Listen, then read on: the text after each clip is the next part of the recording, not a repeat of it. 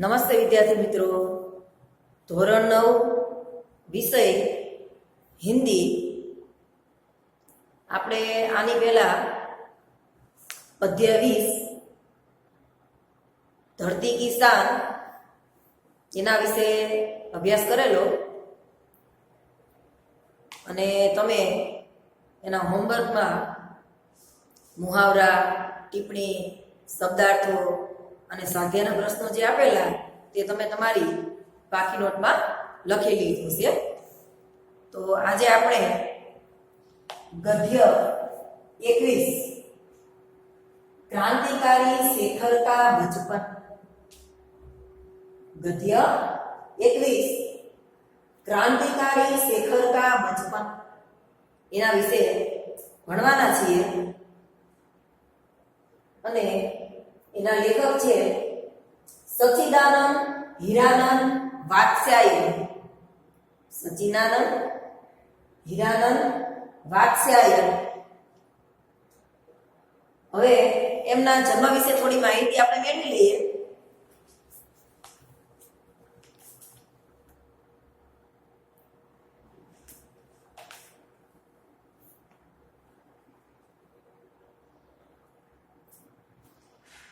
કે એમનો જન્મ જે છે એ 9 માર્ચ 1911 અને કસ્બા એટલે કુશીનગરમાં થયો હતો. કસ્બા એનું બીજું નામ છે કુશીનગર. કોઈ તમને એના જન્મ વિશે પૂછે તો 9 માર્ચ 1911 અને કસ્બા એટલે કે કુશીનગરમાં થયો હતો. હવે એમનું બચપન એટલે કે જે નાનપણના દિવસો જે હતા એ 1911 થી 1915 સુધી લખનૌમાં વિતાવેલું. ક્યાં વિતાવેલું? 1911 થી 1915 સુધી એમનું જે બચપન હતું, નાનપણ, એ બચપનના જે દિવસો હતા એ એમને આ 1911 થી 1915 સુધી લખનૌમાં વિતાવ્યું હતું. અને ત્યાર પછી થોડાક સમય માટે એ શ્રીનગર અને જમ્મુમાં રહ્યા. લખનૌમાં બચપન વિતાવ્યું અને ત્યાર પછી થોડોક સમય તે શ્રીનગર અને જમ્મુમાં રહ્યા હતા.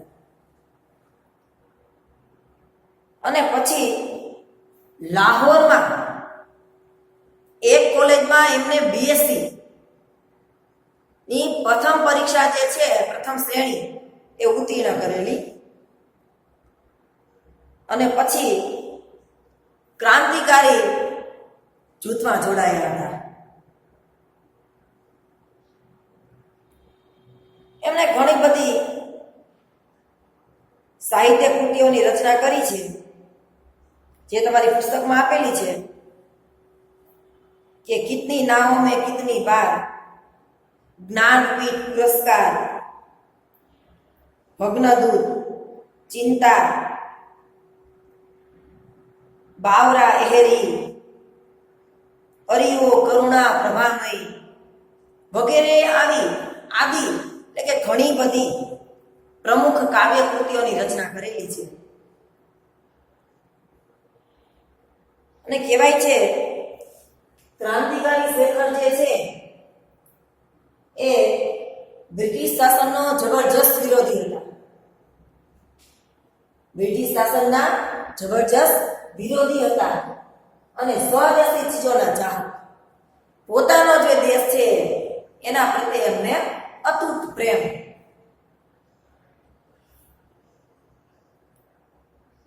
અને શેખરનું જે બચપન છે એ ક્રાંતિકારી વિચારોથી ભરેલું. જ્યારે નાના હતા ત્યારથી જ એમનામાં ક્રાંતિકારી વિચારોની પ્રેરણા રહેલી હતી.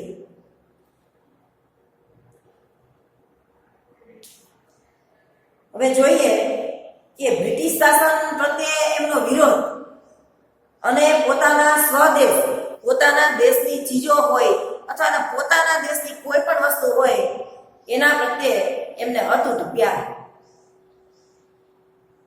તો આ પાઠમાં ઘણી બધી વસ્તુએ એવું જોવા મળે છે કે એમનો સ્વદેશ પ્રત્યેનો પ્રેમ આપણે જોઈ શકીએ છીએ।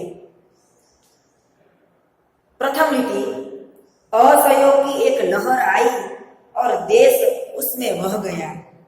शेखर भी उसमें बहने की चेष्टा करने लगा और जब नहीं बह पाया तब हाथों से खेकर अपने को बहाने लगा। उसने विदेशी कपड़े उतार कर रख दिए। जो 2-4 मोटे देसी कपड़े उसके पास थे वही पहनने लगा। बाहर घूमने मिलने जाना उसने छोड़ दिया। असहयोगनी જ્યારે વાત આવે છે ત્યારે શેખર એમાં જોડાવાની ચેષ્ટા કરે છે અને કહે છે કે જ્યારે એ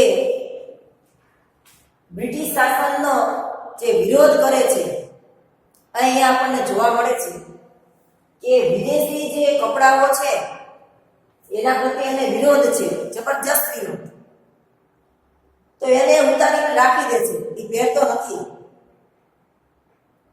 અને 2-4 માત્ર સાદા અને દેશી કપડા એ પહેરવા લાગે છે। બહાર હરવા ફરવા જવાનું પણ એ છોડી દે છે, क्योंकि इतने देसी कपड़े उसके पास नहीं कि वह बाहर जा सके। एने पासे देसी कपड़ा 2-4 જ હતા, હવે એ ઘરમાં પહેરતો, બહાર જવું હોય તો બહાર જવા માટેના કપડા પણ સારા હોવા જોઈએ, તો એની પાસે વધારે કપડા નથી એટલે બહાર જવાનું ઘૂમવા ફરવાનું પણ એ છોડી દે છે। प्रायः दोपहर को वह ऊपर की खिड़की के पास जाकर खड़ा हो जाता और बाहर देखा करता। બપોર થાય એટલે ઉપર જાય અને એક બારી પાસે ઊભો રહી જાય અને બારીમાંથી બહારની દુનિયા જુએ કે બહાર શું ચાલે છે।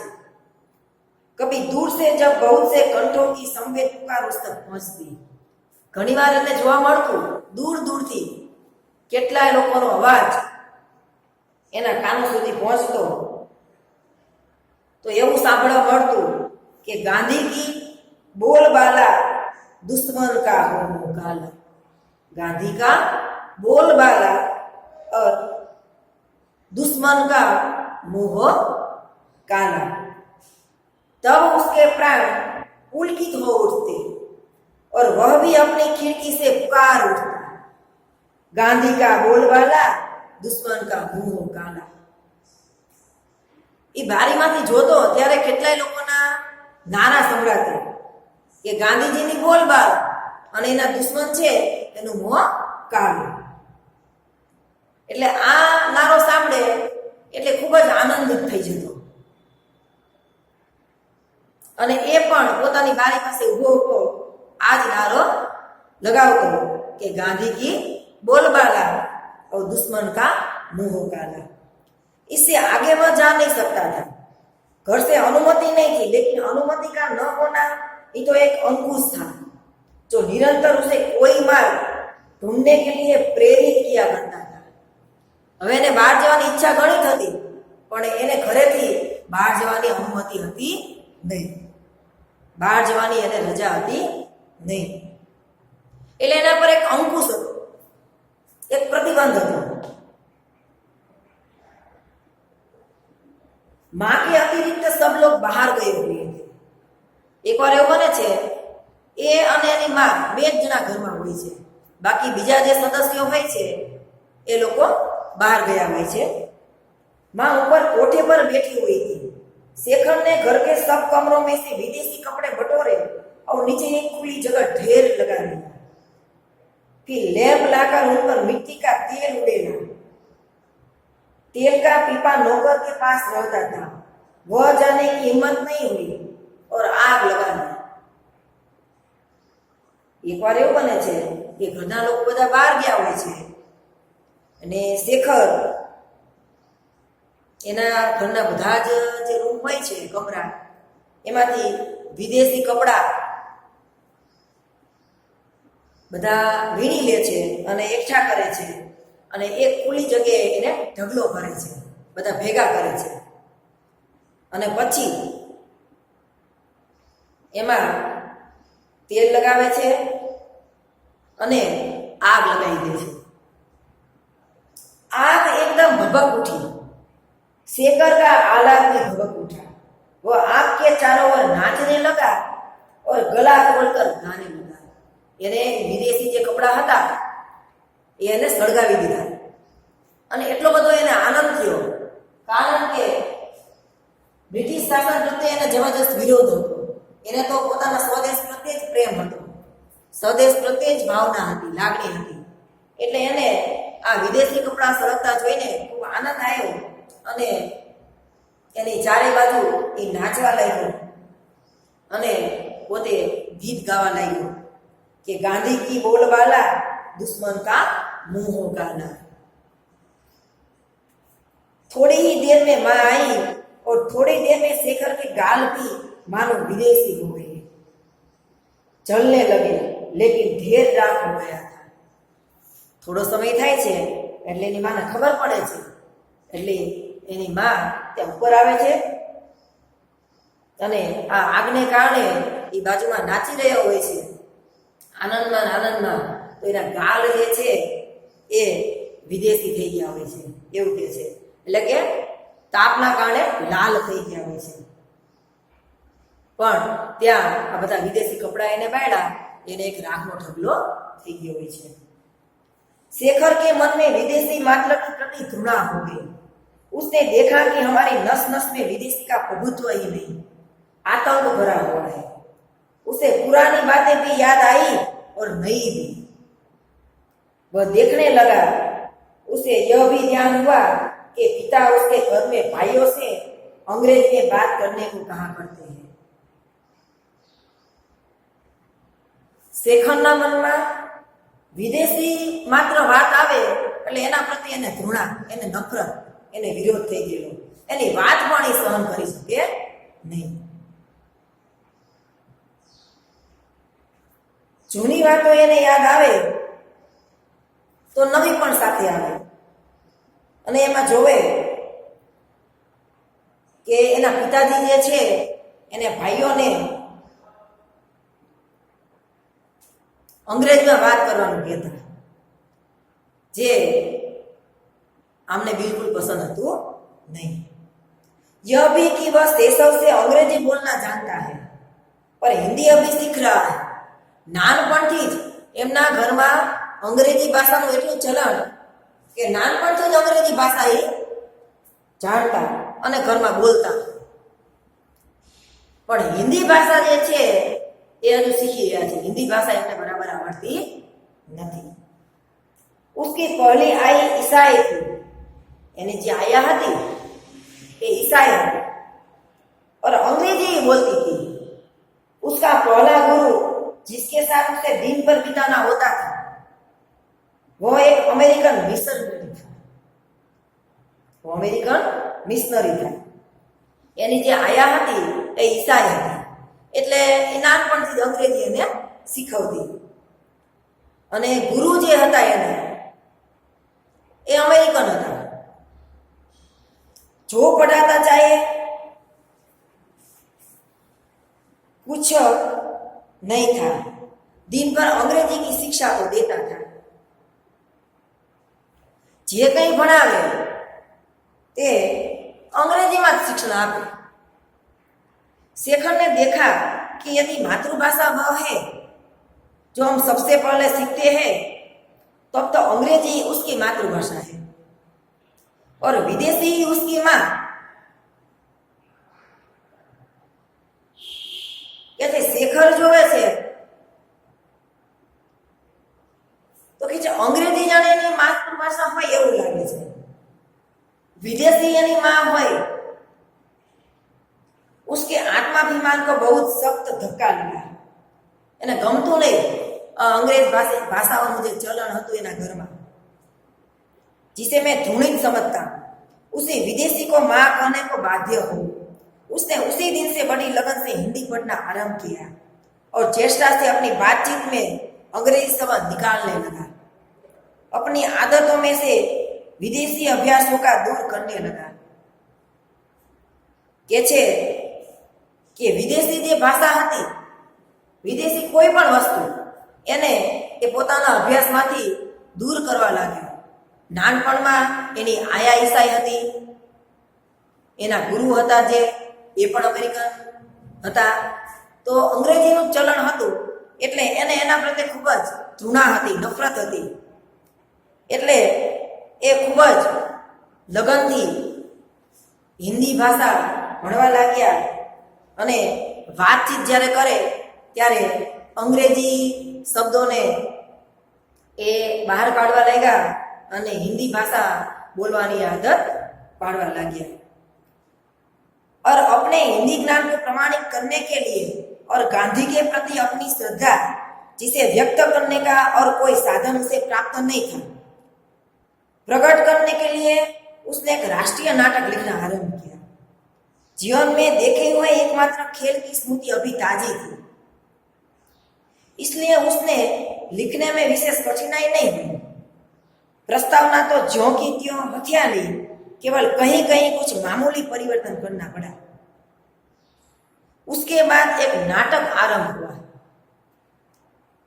હવે હિન્દીનું જ્ઞાન છે એનું પ્રમાણ કરવા માટે એને ગાંધીજીની પ્રત્યે જે શ્રદ્ધા હતી એને વ્યક્ત કરવા માટે એની પાસે કોઈ સાધન નહોતું, એટલે એને પ્રગટ કરવા માટે એને એક રાષ્ટ્રીય નાટક લખવાનું શરૂ કર્યું। જીવનમાં એની જે ઘણી બધી સ્મૃતિ હતી, એની જે યાદો હતી એ બધી તાજી હતી, એટલે એને કંઈ લખવામાં એટલું બધું કંઈ કઠિન કામ લાગ્યું નહીં। થોડું ઘણું એને સામાન્ય પરિવર્તન કરવું પડ્યું અને એના પછી એક નાટક शुरू थयु। एक स्वाधीन लोकतंत्र भारत का विराट स्वप्न जिसके राष्ट्रपति गांधी है और सिद्धि के लिए साधन है, अनवरत कताई और बुनाई, विदेशी माल और मनुष्य का परित्याग और प्रत्येक अवसर पर दूसरा गाल आगे कर देना। एने जे नाटक हतुं एमां घणी बधी वस्तु एवी हती के राष्ट्रपति जे छे ए गांधी हता અને એની સિદ્ધિ માટેનું એક સાધન વિદેશી કોઈ માલ હોય, વિદેશી કોઈ પણ વસ્તુ હોય, વિદેશી વાતચીત હોય તો મનુષ્ય એનો ત્યાગ કરે અને કોઈ પણ અવસર એવો આવે તો બીજો ગાલ આગળ ધરી દે। सत्य हरिश्चंद्र का इंद्रलोक आरंभ से हटकर अंत में आ गया था। अपने ऊपर शेखर की प्रतिभा द्वारा सूर्यास्त के सुनहरे टापू की छाप लेकर शेखर के नाटक का अंतिम दृश्य था स्वाधीन और बाधाहीन भारत, एक स्थूल आकार प्राप्त स्वप्न। स्वाधीन, बाधाहीन, कोई पण अड़चण वगरનું, પોતાના પર જ આધીન હોય એવો સ્વતંત્ર, એવું એક એનો અંતિમ છેલ્લું દ્રશ્ય હતું। એને સરસ મજાનો आकार आपेलो। नाटक पूरा हो गया। शेखर ने सुंदर देसी स्याही से उसकी प्रतिलिपि तैयार की। नाटक अहींया एने पूरुं कर्युं अने सरस मजानी स्याही पण वापरी ने तो देसी स्याही वापरी, विदेशी नहीं। अने देसी स्याही मां एने आ एक नाटकनी लिपि तैयार करी। तो विद्यार्थी मित्रों, अहींया आपणे आ गद्य 21 जे छे एनो पाठ 1 पूर्ण करीए छीए अने आना पछीना पीरियडमां आपणे पाठ 2 भणावीशुं। तो आज होमवर्कमां तमारे थोड़ा घणा शब्दार्थ टिप्पणी आपेला छे, स्वाध्यायनी पाछळ थोड़ा मुहावरा छे, ए बधी वस्तुनी पुस्तकमांथी जोईने तमारा पाका ચોપડામાં नोंध करवानी छे। अने आना पछी ज्यारे पाठ 2 आपणे पूर्ण करीए त्यारे एना स्वाध्यायना प्रश्न छेल्ले आपणे होमवर्कमां लखवाना छे।